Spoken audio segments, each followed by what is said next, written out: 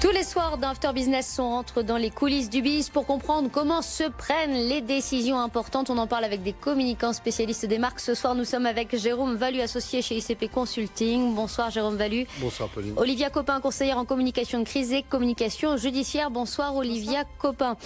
Ça y est, le ministre de l'économie a présenté donc officiellement sa taxe GAFA à la française. C'était en conseil des ministres ce mercredi. Les entreprises qui réalisent un chiffre d'affaires sur leurs activités numériques de 750 millions d'euros dans le monde et de plus de 25 millions d'euros en France seront imposées à un taux unique de 3%. Initiative critiquée, certains disent que c'est un petit pas, d'autres promettent une répercussion sur les consommateurs ou encore un désamour de la France par les investisseurs. Je vous propose d'écouter la réponse de Bruno Le Maire et on revient en plateau tout de suite après.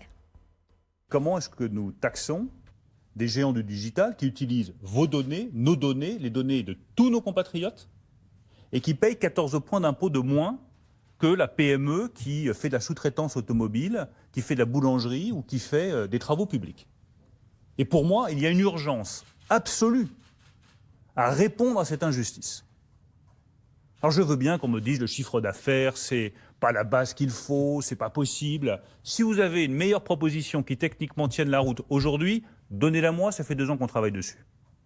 Et à un moment donné, je pense qu'il vaut mieux décider sur une solution qui est imparfaite que de s'abstenir de décider et de continuer à discuter au risque de ne jamais avoir de taxation des géants du numérique. Il faut faire bouger les choses, il faut faire bouger les lignes.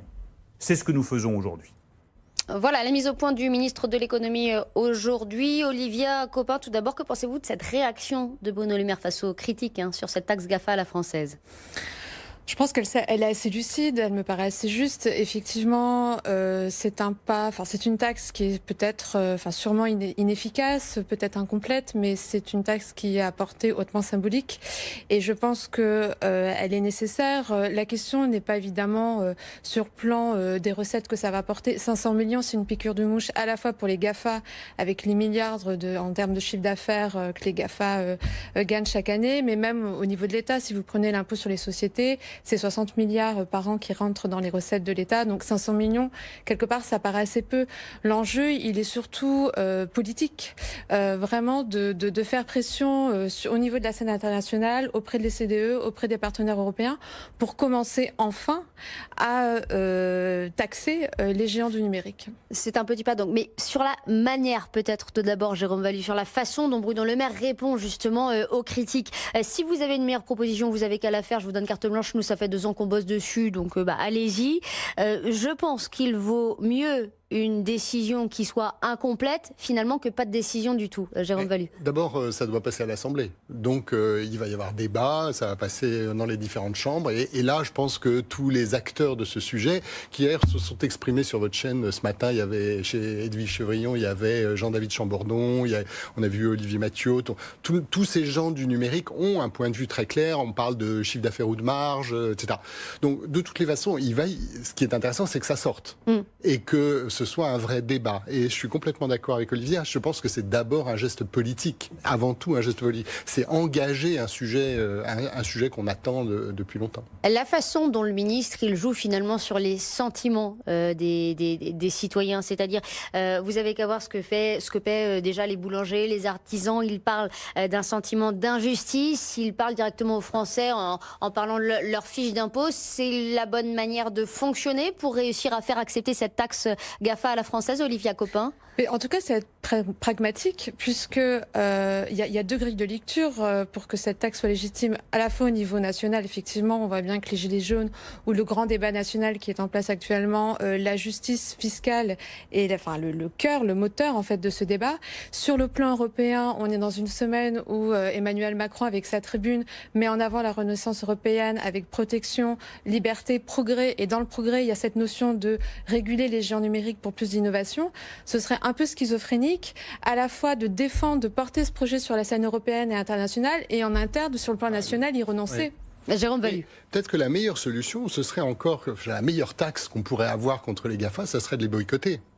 Mais en fait, le vrai sujet, il est là. C'est qu'aujourd'hui, les services rendus par les Google, Facebook, Amazon, Apple sont tellement à la hauteur de nos exigences de consommateurs que cette part de citoyen qui est en nous n'est pas capable de dire non, je ne vais pas aller chez Amazon parce qu'ils ne payent pas leurs impôts en France. Donc en fait, cette citoyenneté, je veux dire, on parle de gestes politiques, quelque part, nous, consommateurs, on devrait devenir citoyens dans notre consommation et la meilleure taxe qui pourrait inciter peut-être ces GAFA à payer leurs taxes, c'est qu'on soit moins leurs clients parce qu'on leur dit, excusez-nous, vous n'êtes pas à la hauteur de la citoyenneté qu'on exige. Est-ce que c'est déjà un sentiment qui est en train de se diffuser chez les citoyens, qui commence à apparaître, un sentiment sur lequel surferait Bruno Le Maire justement avec ses propos d'aujourd'hui? Vraiment, je m'intéresse là-dessus sur sa façon d'aborder les choses au ministre de l'économie. Il a senti ça et il s'engouffre là-dedans? C'est ce que Olivia disait tout à l'heure. C'est une piqûre de mouche, mais c'est une prise de conscience. Et si on est les premiers à activer cette prise de conscience, sans doute qu'on va avoir un autre discours. On va voir ce qui va se passer à l'Assemblée. C'est ça qui va être intéressant. Et peut-être d'engager justement ce sentiment de compréhension. C'est-à-dire, pour le moment, vous savez, on dit, quand c'est gratuit, c'est toi le produit. Nous sommes tous les produits de Google. Et on est en train de prendre conscience que nous sommes les produits de Google. Eh bien, je pense que c'est un premier acte vers cette prise de conscience. Notre citoyenneté doit prendre le pas. Et une prise de conscience aussi du côté de chez Facebook, par exemple, juste petite parenthèse aujourd'hui, puisque le géant américain change de stratégie pour respecter davantage la vie privée. C'est ce que dit Mark Zuckerberg. Il y a aussi effectivement toute une tendance, toute une dynamique en ce moment. Olivia Copin. Oui, non, mais je rejoins complètement vos propos. Effectivement, je pense que c'est vraiment la question de citoyenneté.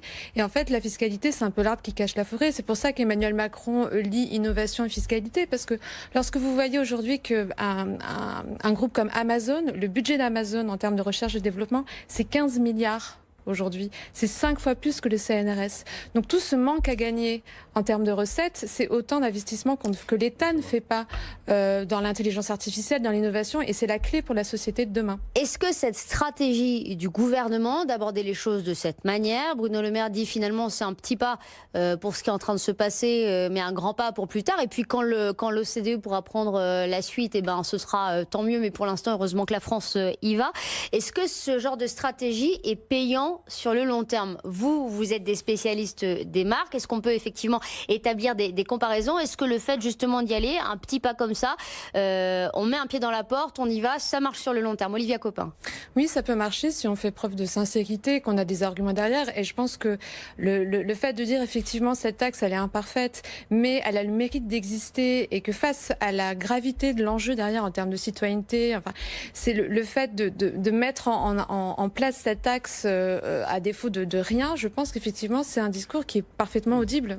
Jérôme Vallu. Et puis c'est un premier pays européen qui s'engagent dans cette démarche, avec bien évidemment la volonté d'embarquer tous les autres derrière.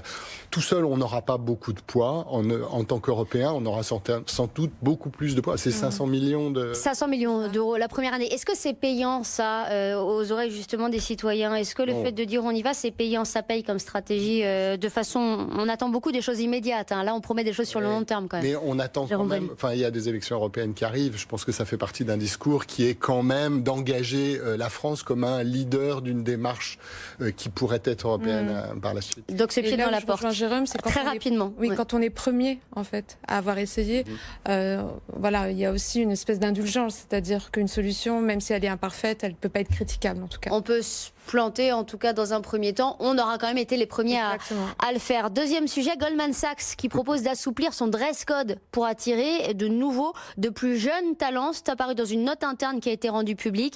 Écoutez ce que nous raconte Sabrina Quagliozzi de New York. Oui, les costumes, cravates et tailleurs ne sont plus obligatoires chez Goldman Sachs. La banque d'affaires américaine vient d'envoyer une lettre interne à ses 36 000 employés pour leur dire qu'ils pourront désormais s'habiller de façon plus décontractée. Si la banque n'a pas fourni de liste de vêtements autorisés, alors ça ne veut pas dire pour autant que ses employés pourront quand même se présenter en short et basket lors d'un rendez-vous professionnel. La banque d'affaires s'en remet en effet au bon sens de ses employés, c'est ce qu'elle indiquait dans le mémo envoyé à ses employés hier. L'année dernière déjà, la banque américaine avait autorisé les ingénieurs de sa division tech à s'habiller de façon plus décontractée.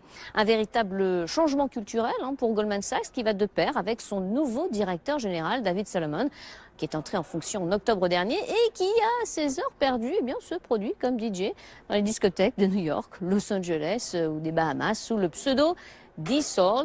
Ce gage de modernité devrait en tout cas permettre à Goldman Sachs d'attirer les talents et notamment les millennials habitués aux ambiances décontractées en entreprise et surtout de ne pas perdre la guerre du recrutement dans ce secteur de la finance car Goldman Sachs a pris du retard de ce côté-là. C'est la dernière des grandes banques de Wall Street à suivre cette tendance. Ça fait déjà 3 ans par exemple que sa principale concurrente JP Morgan a troqué le costume pour le polo. Jérôme Vallu, ça semble pas vous brancher ce type d'initiative de Goldman Sachs. Je vous vois souffler là. Oui, c'est cosmétique? Non, oui. D'abord, je pense oui, mais j'en parlais avec. Moi, j'ai des jeunes consultants et consultantes. J'en parlais avec Pauline pour pas la nommer, qui me disait mais c'est n'importe quoi. Les gens qui vont travailler chez Goldman Sachs considèrent que le costume et la cravate sont un statut, c'est un élément statutaire. Donc, je pense que on n'attire pas les millennials en leur proposant de venir en polo.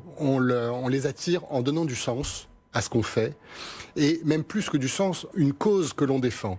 Et si cette cause est lisible, alors ils vous suivent.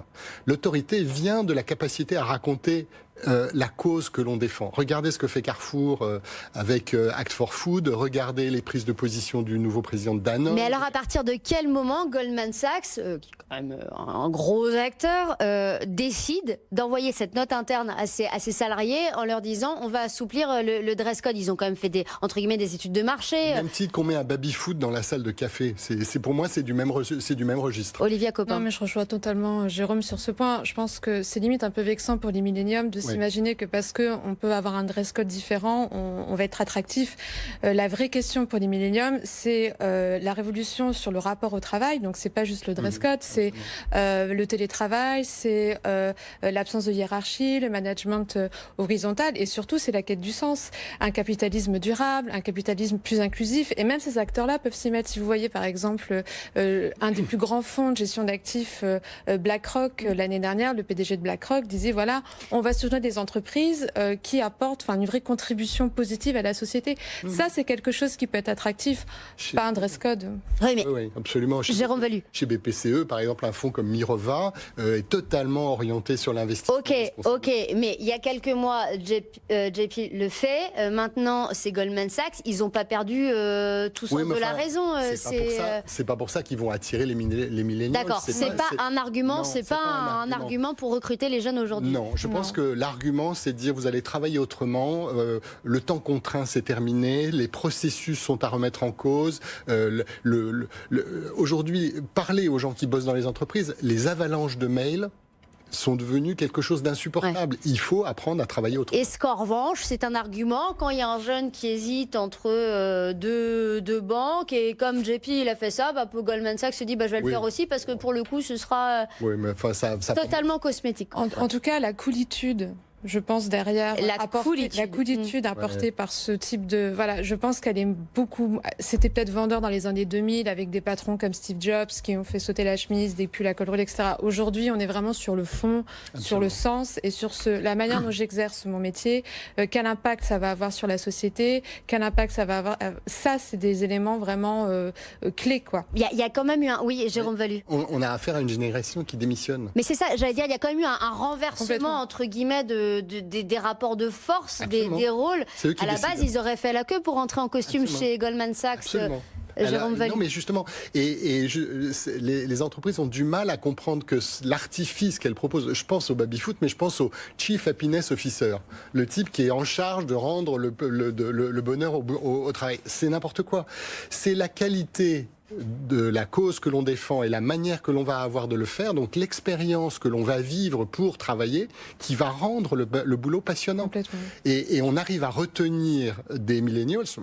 Moi, ma fonction, c'est de faire en sorte que, et ils sont chassés, de les retenir parce que ce que l'on raconte et la vision que l'on a du travail que l'on fait est très claire. C'est raconter une histoire, porter une cause. Olivia Copin. Juste pour finir, parce que ça rejoint exactement ce que vous disiez, Jérôme, sur la notion de citoyenneté. En fait, je pense qu'un millénium, il n'est pas juste salarié, il est citoyen. Tout le temps, quand il consomme, quand il travaille. Et je pense que pour comprendre et être attractif auprès de cette cible-là, c'est vraiment associer ces deux notions. Et la boucle est bouclée. Jérôme Vallu, vraiment très très rapidement. Vous connaissez l'étymologie de autorité ? Allez-y. Auteur. On a de l'autorité quand on est auteur, quand on est capable de raconter l'histoire. Jérôme Value, associé chez ICP Consulting, et Olivia Copin, conseillère en communication de crise et communication judiciaire. Merci à tous les deux d'avoir été avec nous ce soir sur BFM Business.